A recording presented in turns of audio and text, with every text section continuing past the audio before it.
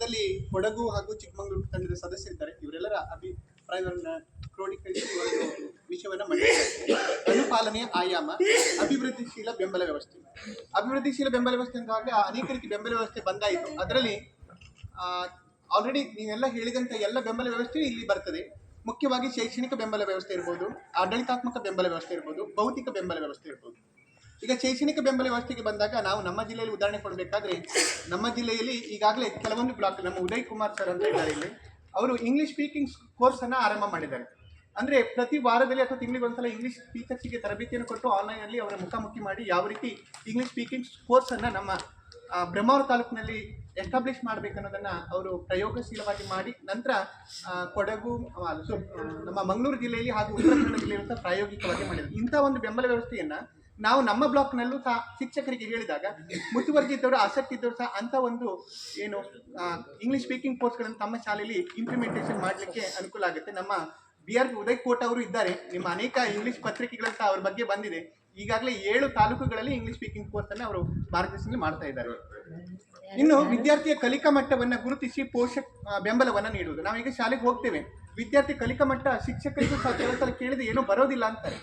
ಆ ಬರೋದಿಲ್ಲ ಅಂದರೆ ಆ ಹಂತ ಯಾವುದಂತ ಅವರು ಫೈಂಡ್ ಔಟ್ ಮಾಡಿರೋದಿಲ್ಲ. ಅವನಿಗೆ ಯಾವ ಅಕ್ಷರ ಬರೋದಿಲ್ವ, ಗುಣಿತಾಕ್ಷರ ಬರೋದಿಲ್ಲ, ಒತ್ತಕ್ಷರ ಇಲ್ಲ, ಜನರಲ್ ಆಗಿ ಬರೋದಿಲ್ಲ ಅಂತಾರೆ. ನಿಜವಾಗಿ ಪ್ರತಿಯೊಂದು ಮಗುವಿನ ಹೆಸರನ್ನು ಬರ್ಕೊಂಡು ಅವ್ರದ್ದು ಲೇಬಲ್ ಮಾಡಿಕೊಂಡು ಯಾವ್ಯಾವ ಹಂತದಲ್ಲಿದ್ದಾರೆ ನೋಡಿ ಅವರಿಗೆ ಆ ಹಂತದಲ್ಲಿ ಬೆಂಬಲ ವ್ಯವಸ್ಥೆ ನೀಡಿದರೆ ಅವರನ್ನು ನಾವು FLN ಸಾಧನೆ ಮಾಡಲಿಕ್ಕೂ ಸಹ ಸಹಕಾರಿಯಾಗುತ್ತೆ. ಜನರಲೈಸ್ ಮಾಡೋದಕ್ಕಿಂತ ಸ್ಪೆಸಿಫಿಕ್ ಆಗಿ ಮಕ್ಕಳನ್ನು ಐಡೆಂಟಿಫೈ ಮಾಡೋದ್ರ ಬಗ್ಗೆ ನಾವು CRP ಆದವರು ಹೆಚ್ಚಿನ ಮುತುವರ್ಜಿ ವಹಿಸಿ ಅವರಿಗೆ ಮಾರ್ಗದರ್ಶನವನ್ನು ನೀಡಬೇಕಾಗತ್ತೆ. ಹಾಗೂ ತಂದೆ ತಾಯಿಗೂ ಸಹ ನಾವು ಇದ್ರ ಬಗ್ಗೆ ಹೆಚ್ಚಿನ ಮಾಹಿತಿಯನ್ನು ಕೊಡಬೇಕಾಗತ್ತೆ. ಶೈಕ್ಷಣಿಕ ಬೆಂಬಲ ವ್ಯವಸ್ಥೆ ಅಂದರೆ ಕೇವಲ ಶಾಲೆಯ ಶಿಕ್ಷಕರ ಸಹಭಾಗಿತ್ವದಲ್ಲಿ ಮಾತ್ರ ನಡೆಸಲಿಕ್ಕಾಗೋದಿಲ್ಲ. FLN ಸಾಧನೆ ಆಗಬೇಕಾಗೂ ಅಥವಾ ಬೇರೆ ಯಾವುದೇ ಒಂದು ನಾವು ಸಾಧನೆಯನ್ನು ಮಾಡಬೇಕಾದ್ರೆ ಪೋಷಕರೊಂದಿಗೆ ನಿಕಟ ಸಂಪರ್ಕವನ್ನು ಹೊಂದಿರಬೇಕಾಗುತ್ತೆ. ಮತ್ತು ಮಕ್ಕಳಿಗೆ ಪೋಷಕರೊಂದಿಗೆ ಹೇಳುವಾಗ ಧನಾತ್ಮಕವಾಗಿ ಮಾತನಾಡಬೇಕಾಗುತ್ತೆ. ಸುಧಾರಣೆ ಆಗಿದೆ, ಸುಧಾರಣೆ ಆಗ್ತಾ ಇದ್ದಾನೆ ಅನ್ನುವಂಥ ಒಂದು ಶೈಕ್ಷಣಿಕ ಮನೋವೈಜ್ಞಾನಿಕ ನೆಲೆಗಟ್ಟಿನಲ್ಲಿ ನಾವು ಮಾತನಾಡಿದರೆ ಅನುಕೂಲ ಆಗುತ್ತೆ. ಇಲ್ಲದೇ ಪೋಷಕರು ಹೇಳ್ತಾರೆ, ಶಿಕ್ಷಕರು ಶಾಲೆ ಬಂದು ಬರೀ ದೂರ್ತಾರೆ, ನೀನಪ್ಪ ಹುಟ್ಕೊಂಡು ಯಾಕಪ್ಪ ಅಂತ ಹೇಳ್ತಾರೆ. ಅಂಥ ಮನೋಭಾವನೆ ನಾವು ಸೃಷ್ಟಿಸಬಾರ್ದು. ಧನಾತ್ಮಕವಾದ ಮನೋಭಾವನೆಯನ್ನು ಸೃಷ್ಟಿಸುವ ನಿಟ್ಟಿನಲ್ಲಿ ಪ್ರಯತ್ನವನ್ನು ಮಾಡಿದೆ ಆ ಮಕ್ಕಳನ್ನು ನಾವು ಉತ್ತಮ ರೀತಿಯಲ್ಲಿ ತಕೊಂಡು ಹೋಗ್ಲಿಕ್ಕೆ ಅನುಕೂಲ ಆಗುತ್ತೆ. ಪೋಷಕರು ಸಹ ಶಾಲೆ ಬಗ್ಗೆ ಕಾಳಜಿಯಿಂದ ಬರ್ತಾರೆ. ಇಲ್ಲದೇ ಮುಂದಿನ ಹಂತಗಳಲ್ಲಿ ಯಾವುದೇ ಒಂದು ಮೀಟಿಂಗ್ಗೆ ಬರೋದಿಲ್ಲ.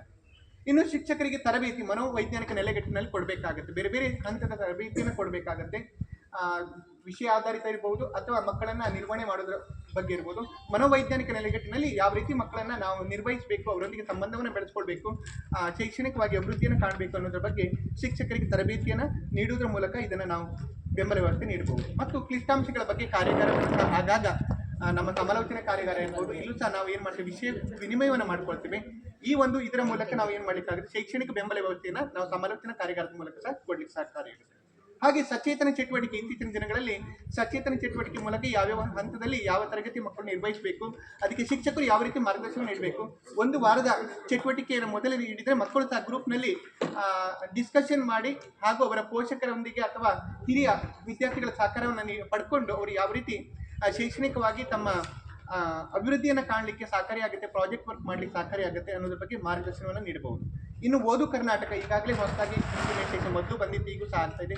ಇದ್ರ ಮೂಲಕವೂ ಸಹ ನಾವು ಸೂಕ್ತವಾದ ಮಾರ್ಗದರ್ಶನ ಇಟ್ಕೊಂಡು ಬೇರೆ ಬೇರೆ ಶಾಲೆಗಳಲ್ಲಿ ಸಹ ನಾವು ಶಿಕ್ಷಕರಿಗೆ ಮಾರ್ಗದರ್ಶನ ನೀಡುವುದರ ಮೂಲಕ ಶೈಕ್ಷಣಿಕ ಬೆಂಬಲ ವ್ಯವಸ್ಥೆ ನೀಡಬಹುದು. ಮತ್ತು FLN ಚಟುವಟಿಕೆಗಳು, ಕಲಿಕಾ ಹಬ್ಬಗಳಿರ್ಬೋದು, ಸಂಭ್ರಮ ಶನಿವಾರ ಇರ್ಬೋದು, ಅಥವಾ ನಾವು ಮನೋಜರು ಕಾರ್ಯಕ್ರಮಗಳು, ಮತ್ತು ನಮ್ಮ ಶಾಲೆಯ ಪರಿಸರದಲ್ಲಿರುವಂತಹ ಹಳೆ ವಿದ್ಯಾರ್ಥಿಗಳು ಅಥವಾ ಪೋಷಕರನ್ನು ಕರೆಸಿಕೊಂಡು ಯಾವುದೊಂದು ವಿಷಯದ ಬಗ್ಗೆ ಶನಿವಾರ ದಿನ ಅಥವಾ ವಾರಕ್ಕೊಂದು ತಿಂಗಳಿಗೊಂದು ದಿವಸ ಮಾಹಿತಿ ಕಾರ್ಯಾಗಾರವನ್ನು ಹಂಚಿಕೊಂಡಾಗ ಮಕ್ಕಳಿಗೆ ನಮ್ಮ ತಂದೆಯವರು ಬಂದಿದ್ದಾರೆ, ಕೃಷಿ ಬಗ್ಗೆ ಹೇಳಿದ್ದಾರೆ, ಹೈನುಗಾರಿಕೆ ಬಗ್ಗೆ ಹೇಳಿದ್ದಾರೆ,